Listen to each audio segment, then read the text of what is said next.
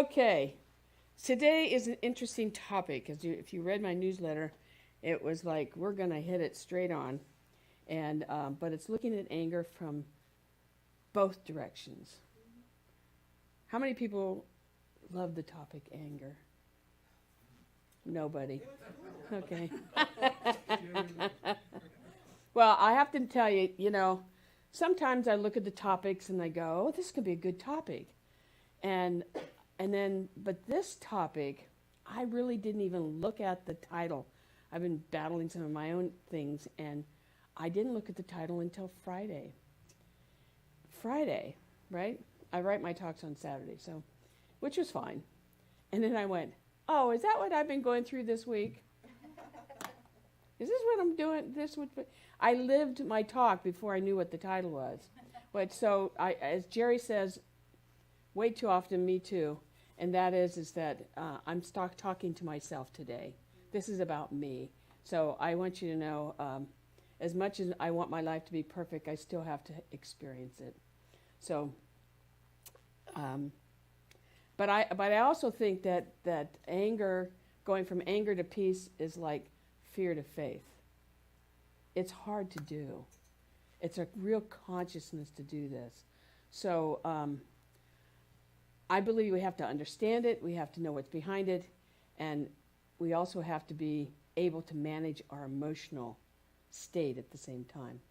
So basically, we have to be in two places at one time. How many of you, I don't know how many of you have children, but if you have children, you probably can relate to, you're talking with a child and you're really mad or angry, let's just say, and you realize you can't talk to that child that way. Do you know what I'm talking about? Yeah. You get that? If you talk to them, you're going to frighten them. They're going to pick up on that. So in the middle of your feelings, you shift to, okay, right? I see the smiles out here. Yeah. Oh, yeah, right. Okay. So let's talk about that.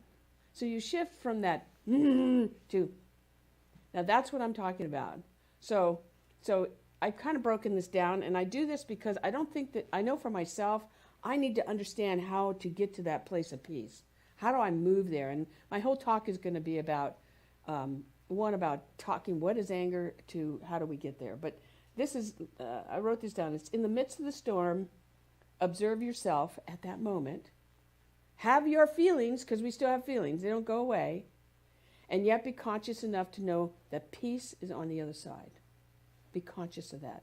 Or that we can create peace in the midst of it. We have the ability to do that. So I'm going to tell you a little bit about me. I always talk about myself. Hope that's okay. As a kid, I was pretty angry. In fact, that's one reason why I didn't have children, because I was afraid I'd kill them. It sounds terrible, doesn't it?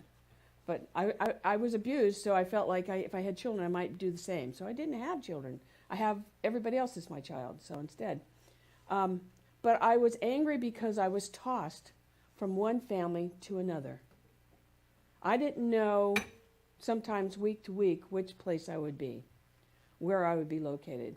And so what happened to me over time is I got really frustrated, and of course that showed up as anger in many cases, because I just didn't know. But I have to say, thank you, God, for teachers. I had quite a few teachers who saw a better side of me. And I'm so glad. I think back on it now, and I think, oh, thank you for being there for me. Teachers are so important because they give you a whole different way of they lift you up to be something better. Anyway, I had a coach. Her name was Gloria Page. She's no longer with us, but I still can see her face. I can still see her coaching me. I can see her. Now as a proud person who watches children and go, wow, good for you, I can now see her doing that for me, how she was proud of me. But she got me into badminton. Of all sports in the world, it was badminton, right? But that became my outlet. And I went from 7th grade all the way through, I think, my second year in college. I played badminton. So I got to be pretty good at it. But in the beginning, in the beginning, I got to learn about myself with all the mistakes I made. Badminton's a hard sport to play. So I wrote down my mistakes, my inability to make shots. That's what they call it when you make a specific shot, until I learned how to control my emotions, focus, and eventually succeed at it. How many people play badminton here? Just a few of you? Okay, good. All right. If you play badminton, there's a way, the shuttlecock is called a bird, okay? And I can tell you, I had to learn how to pick that up in order for me to succeed. And that took me months. Have you ever picked up a bird? Normally you're going like this, right? Well, there's a way to do it. Anyway, just that was a task of its own. And you get really mad because you can't, I'm like chasing this thing. So you're chasing your own emotions as you're trying to learn something. Anyway, the things that I learned as a result of this were, one was patience, because you really have to be skilled in order to play badminton in a competitive way. Timing is really important. Calmness, how to be calm in the midst of a game, because you get mad and you lose. It's just the way it is. How to be aggressive, I put on the court, at the right moments, because there are times that you have to be aggressive, but it's controlled. It's controlled. And discipline. Because of my playing badminton, playing a sport that was very disciplined, and I played 3 to 4 times a week for that many years, I became very disciplined in other areas of my life. So if you have children and they are in sport or have been in sport, you'll find that they have certain characteristics. One of them is called discipline. So I'm really grateful for that, because I don't think I would have learned it otherwise. I would be just been whoever I am. So today when I get angry, I know it's my frustration that's out there. I'm paying attention to that. I'm knowing that I'm blocking my movement forward when I get angry. So, and over the adult years, I've learned to, if I get really angry, I can't stop. Anybody have that one? Okay. Yeah, it happens. It just happens. Or if I know that I'm getting heated discussion, I've learned how to back away and kind of think about it a little bit. So anyway, we're going to talk about those kind of things. Can you relate to what I'm saying? I think we all go through this, but I don't know that we really relate to it in your own way. And as I'm talking, I want you to think about, because we're going to do a little short process. Is there somebody this last week that you've had a hard time with? So just keep an idea in your mind about that. Don't live it while I'm talking here, but you'll have a chance in a little bit. So today I want to take the mystery out of anger. I think if we understand it more, it might be a little bit easier. So I thought, well, who would know about anger? And I went to the American Psychological Association to find out what was their definition of anger. And here's what they say. We all know that anger is what anger is, and we've all felt it, whether as a fleeting annoyance or full-fledged rage. Anger is completely normal, usually healthy human emotions. I want you to get that. But when it gets out of control and turns destructive, it can lead to problems. Problems at work, in our personal relationships, and in the overall quality of your life. So what I want to point out here, and I put it in bold there, is that anger is completely normal, usually healthy human emotions. I think it's important to say that. I never heard that. How many people heard that anger was bad? I grew up with anger as bad. I was a bad person if I got mad. I got mad a lot, so I was a real bad person, right? As a child. As an adult, we have to look at it a little bit differently. And it is, when it's out of control, guess what? It can become a problem. So we know that. So Science of Mind says this. It says that anger can be like a hurricane. In the eye of the storm, there's peace. Therefore, we can find calm waters in the midst of turbulence. And I put on my page, so there's hope. But it's knowing how to do that. It's knowing how to see that, understand that, and to do that. So I found 3 quotes, and I do this, I try to give you a variety of ways to look at this, because I feel that we're out in the universe, and it's pretty tumultuous out there. There's a lot going on, not only a personal life, but on the news, on the TV, our animals, our families. There's just so much going on. So I want you to think of things from many different directions. Now, the first one here is, for every minute you're angry, you lose 60 seconds of happiness. Isn't that interesting? You don't think about that. Oh, yeah, I could have been happy then. Or where there is anger, there's always pain underneath.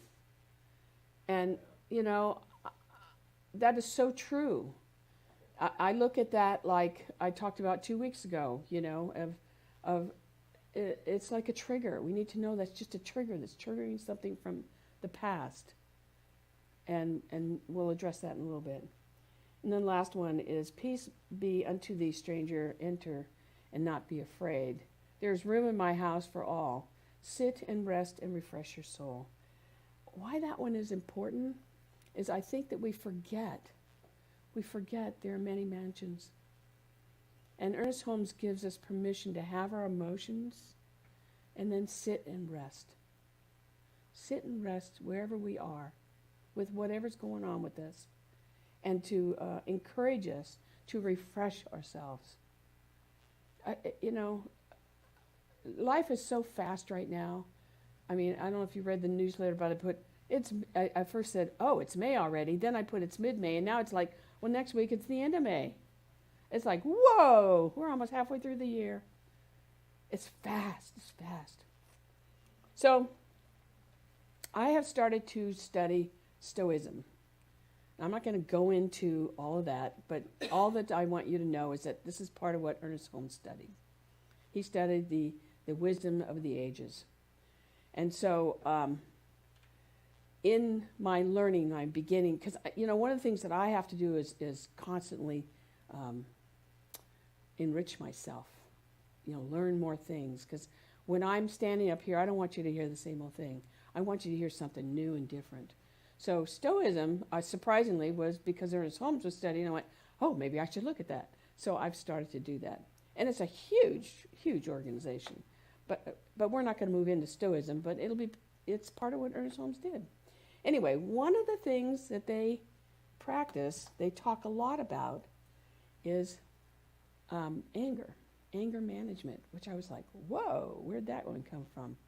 So, and how do we manage through different situations? So I'm actually going to take a class. It's 10-day class on managing anger, because I think, well, that's an area that we really do need to know more about. Anyway, they give you, they have these coins. So I bought one because I like to remind myself that I can do this.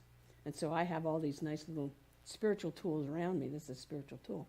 And it says wisdom, courage, temperance, and justice. Try not to exchange them for others. In other words, don't give away that which you are. Know that you have wisdom. Know that you have courage. Know that you can manage your emotions or your what's going on, and that you're a fair person. Your justice is your fairness. So I share this with you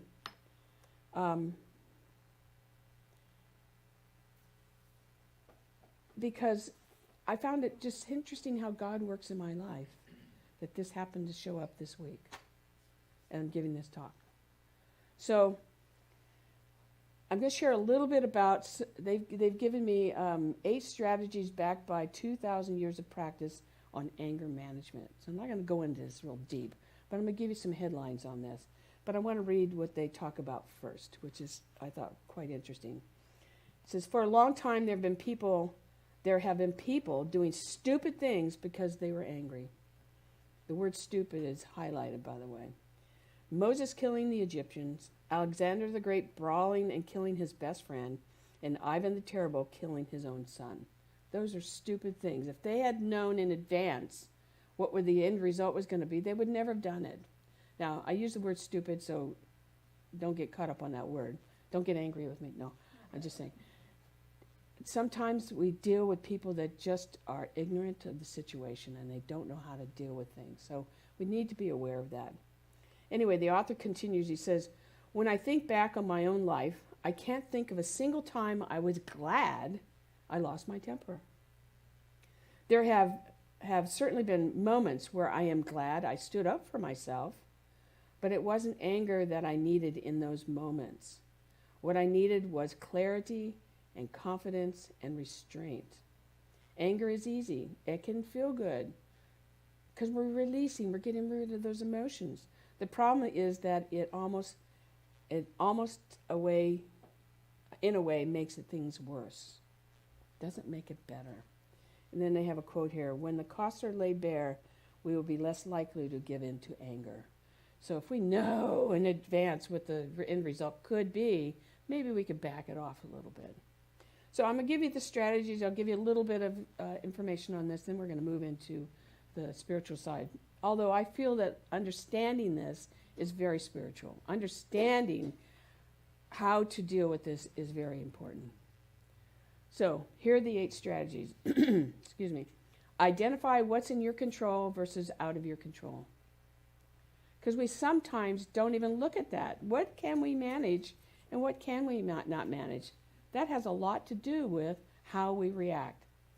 Let go of the past. Look forward. How many people bring up I was going to say the bad word. How many bring up old stuff in an argument? I hope you don't. Okay. All right. If you do, let me just frame that for you. It's not fair. So let it go. It doesn't count. What happened 5 years ago, last week, I hate it when somebody says, well, you always do that. Right? We don't always do that. We did it then, and maybe we'll do it twice, maybe 3, maybe 100 times, but we don't always do it. It's just the way it is sometimes. But look forward. The past is the past, so what is the possibility? In fact, I used to be in a relationship where when we got into an argument, it became the argument of what is the thing that we're arguing about, not about the person, which really helped. It's not about you. It's about the thing that we're arguing about. So that's something to consider. Get physical. And that doesn't mean getting physical, in the argument. It means exercise. Find a way to release that tension. Sports, dance, yard work, going for a ride, doing anything that can temper down what's going on here so that you have a way to release that. Meditate on your insignificance.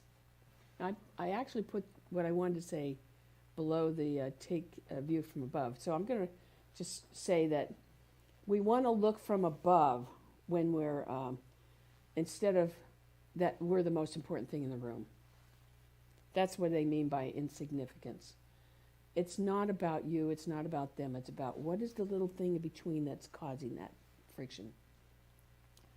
Don't get upset in advance. How many of us do that? We anticipate we're going to get in trouble. We anticipate it's going to be bad.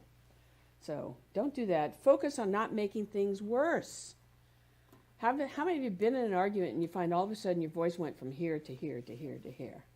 Because we're accentuating that. It's like, no, let me think about how can I move this to a different place. And then the last one was look for something to be grateful for. Remember, you can't be angry and grateful simultaneously. Did you know that? You can't be mad and grateful at the same time. It's an oxymoron. It just doesn't happen. So, Science Mind confers with all of this. And they say we may experience periodic anger, whether we express it outwardly or instead have inner rage. I won't ask you who has that. If you have inner rage, we need to pray. Let's pray together, okay? It's smart to know how we process anger and identify ways to address it. When we feel anger, we may need to disengage and take a time out before we do or say something that we'll later regret. Things can quickly spiral out of control if we govern from or allow anger to fester. I can remember, this is before Science Mind, I would get angry with this person, and I would get in my car and just speed off. And I was so lucky God was watching me. I could have gotten in an accident. There were just so many things that I look back on and go, wow, am I glad I know this stuff now? Am I glad that I'm continuing to try to be better at this? Because it is a dangerous thing when we get that kind of anger. So let's talk about the other side of anger. I like to call it bridging from anger to peace, and do it in a way that's supportive and is productive. All right? So, let's see, do I need to go? There we go. The other side of anger is peace. And I have quotes up there. Ignore the quotes because I'm going to read those later. But I want to talk about these three things. Creating peace in the midst of chaos. There are times we can prepare ourselves, and how do we do that? And making different choices. Choose again. It's funny on that one. I won't tell you the situation, but I got upset with somebody this week. And I said, I can't do this anymore.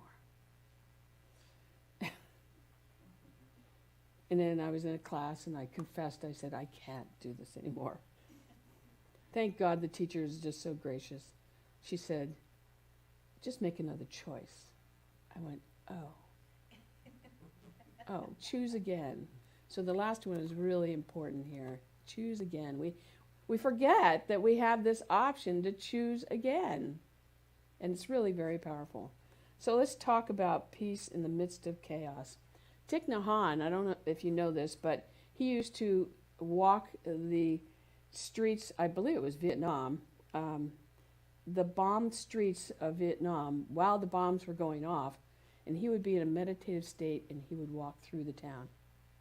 Now, if he can do that, we can do that. I mean, he didn't die. He obviously, well, he's past sense, but he knew that he was safe.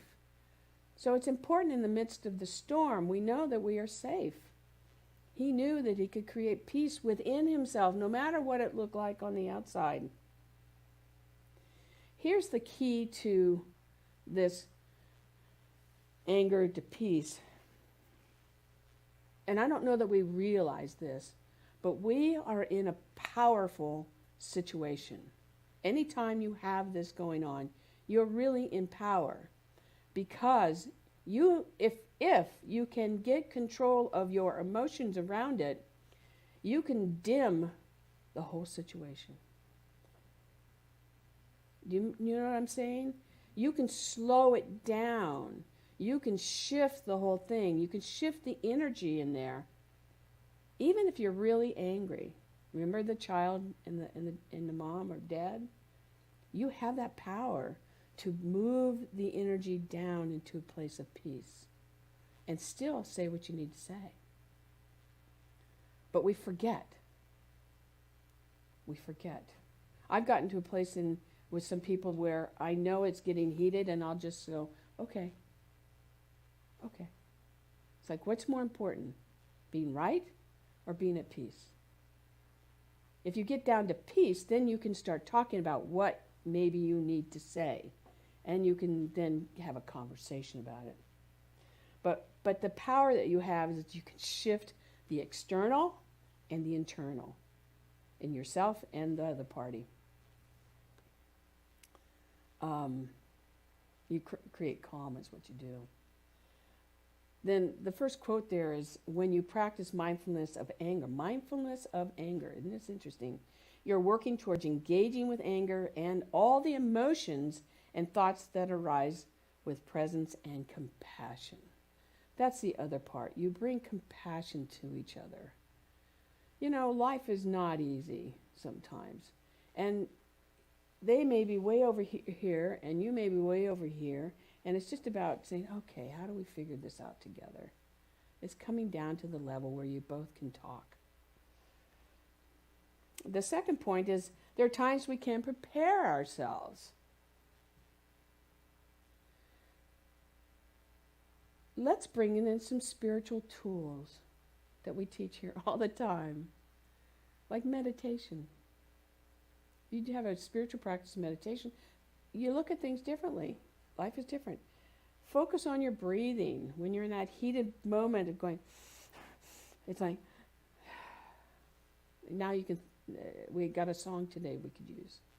Row, row, row your boat. That might be a good one. That'd be, because one of them is repeating a mantra. So row, row, row your boat and go, okay, I don't have to do this. Here's one that we never think of. It's so simple though. How about if we just pray? How about we just pray, knowing even while you're in there talking or having this thing happen, that you just go, Spirit, guide us through this. You don't have to do a 5-step treatment in the middle of a conversation. You can, and I have in the middle of said, Spirit, I don't know how to handle this, help me out. And then, you know what, you're always guided. You're always guided to that right place. And then when we get in extreme anger, maybe what we want to do is use a little aromatherapy, because we know, gee whiz, we can prepare for this. Maybe have some tea, maybe do a little bit of everything. Pray, meditate, think about what needs to be talked about. Be prepared instead of just going in with your, guns ready to go. All right. Again, I want to say, when we are prepared, what we're doing then is we have the power then to assist this conversation to take place. We're not left alone with it. We're here to make it happen. Then the quote is, the anger I felt propelled me to find a spiritual solution, and that led to the best part of my life. When we find the solution ahead of time, I bet, how many people have done that? They've said, I know I'm going into this complicated thing, I'm going to talk about it, so I've prepared myself. Anybody? Okay. And how do you feel usually? Better? Yeah. I'm calmer already, so I'm already calmer. And yeah. Then, it just... Calmer already, yeah. Yes. And it carries out into the external. Yeah, exactly. So think about that. If you know you have a complicated situation, think about, how do I deal with this? And if you need support, that's why we have practitioners. We're here to support you. Okay, the next one is make a different choice, choose again. So I have a little story. I want you to imagine, this is you, I want you to imagine that you've gone to the grocery store and you said, I'm just going to go and get in a few things. I'm just going to pick up a few things, not a big deal. And so you go around and all of a sudden you have not one thing, but 2 more things and 5 more things, and you're like this. I've done this. Anybody done this, right? So you're in the grocery store, and you're like this, and all of a sudden somebody comes and hits you by accident, and you drop everything, you fall on the floor, and you're like, what happened to me? You're really upset. And so you're ready to get up off the floor to pick up all your stuff, and you turn around, and the other guy's on the floor too, but he's blind. He's blind. And instead of getting mad, you go, I'm so sorry. Can I help you? Because all of his stuff is on the ground too. So here's a perfect example of how anger turns into compassion, understanding, looking at things from a different direction. So it's important to know that we can make choices, we can change, we can facilitate in a different way, even when we're that upset, when there's tomato paste on the ground. We can make a different choice. So think about that. The last quote is Benjamin Franklin. He says, "Whatever's begun in anger ends in shame." I didn't like that quote, but I thought, I think it's an important quote. If we're not conscious, then it is shame of ourselves and maybe the other person. But if we're conscious, we don't have to believe that. Whatever begun in anger ends in maybe love. We can change the quote, make it our own quote. We don't have to make it mean or nasty. We can change that. So we're going to do a little short process. And so I'm going to invite you to just kind of get settled in your chairs and to close your eyes. And we're going to bring back that little anger situation that happened this week. I want you to think about it and kind of just take a brief moment to feel it. Feel what happened with somebody you had a little tiff with this week. Think about what was said. And now think about the things that we've talked about today. Like maybe being prepared. Maybe choosing a different way. Maybe knowing you have the power to create peace. What if you kind of brought in some of those tools? Maybe you just prayed while you were, right now you're in the midst of that. I want you just to say, I just wanted to say, Spirit, guide me through this.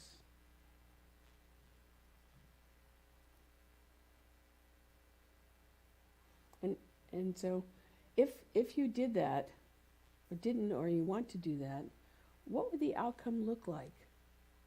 What could the outcome have been?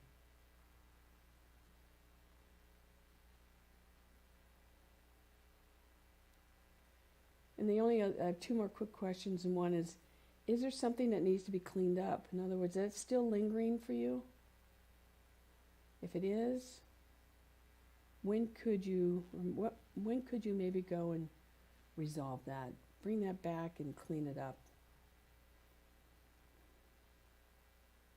Just think about it. Okay, go ahead and open your eyes. I want to end with a couple things. One is we get angry sometimes. We just do. Can you please give yourself permission to get angry once in a while?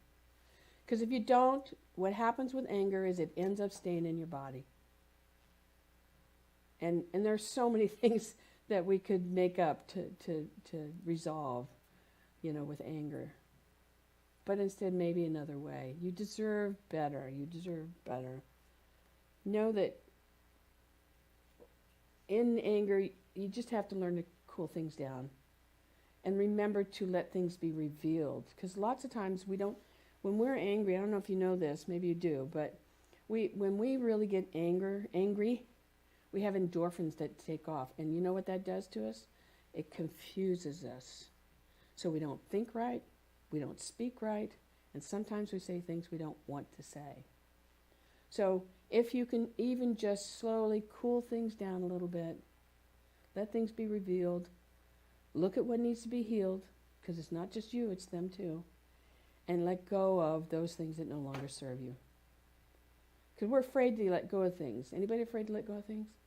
I was just thinking about how many pieces of clothing I need to let go of. They no longer serve me, even though they've been in my closet for 5 years. Right?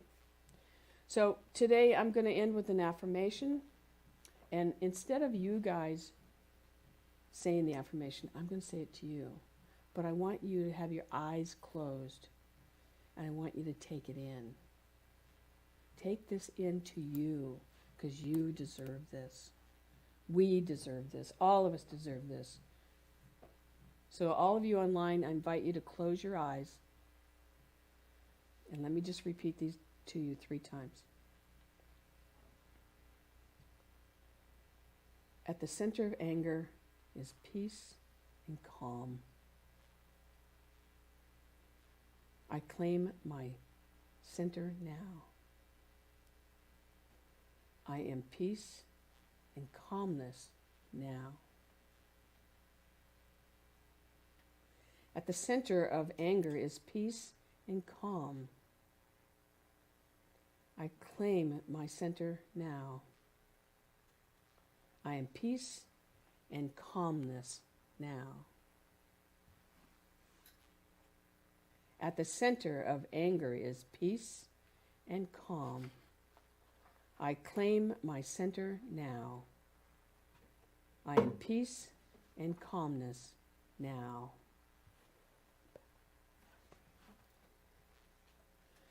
So as we move into this peace and calmness of the divine that moves through us, I am knowing during the week, we remember who we are. We remember that we are one with something that is greater. that we're connected at a cellular level. There's no place where God is not. Even in the midst of an argument or a tense situation, we are always connected. Always connected. Just as the wind flows through the trees, we may not see it, but we can see that the spirit of the wind is there in the trees. And that's who we are. We are connected at that cellular level. And so I know as we go about our next week, we simply call upon the one, the infinite, the divine, to say, guide me through this. Help me through this. Let me know there is a better way. And let me be the one that moves through me in peace and calmness so that we can reveal and heal and let go of those things that just don't serve us anymore. And so I bless each of us today and those that are on their way, those that will be listening later, that we are divine essence of the one, and we are here to bring peace, balance, order, and love. And so with that, I give great thanks. I release these words, and so it is. Amen. All right, that's it. Let's